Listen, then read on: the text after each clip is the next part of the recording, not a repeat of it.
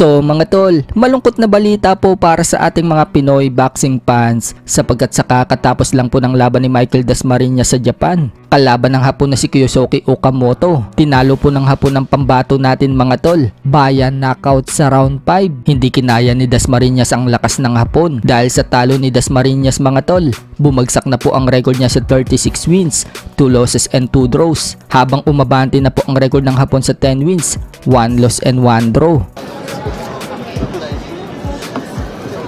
Si Gio Sandesima po, may laban ngayon.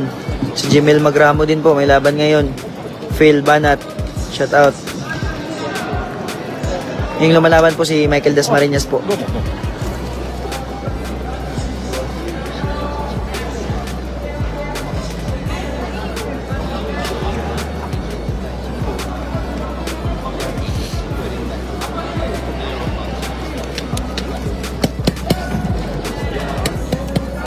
This is round 5 na guys. After nito guys is si Gio na guys.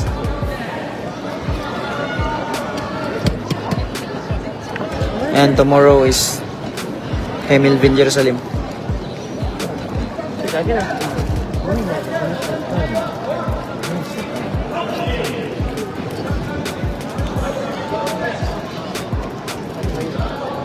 No, sakit sa tiyan.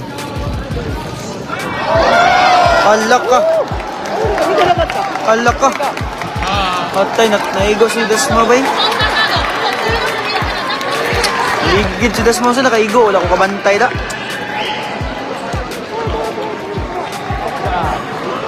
Mamaya kaya yala po. Mamaya kaya yala.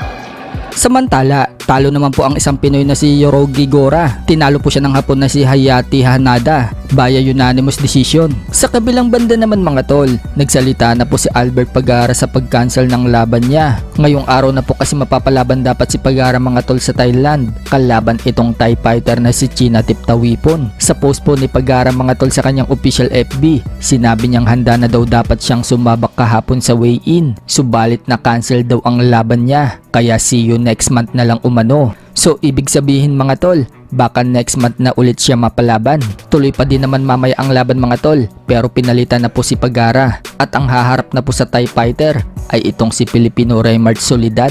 Sa iba pang balita mga tol, former 3 Division World Champion General Casimero nagpost ng litrato na hinahabol niya si Naoya Inoue at sinabi sa caption, hindi pa tapos ang laban mga boss. So umaasa pa din si Cuadro Alas mga tol na mangyari pa rin ang laban nila ni Naoya Inoue balang araw.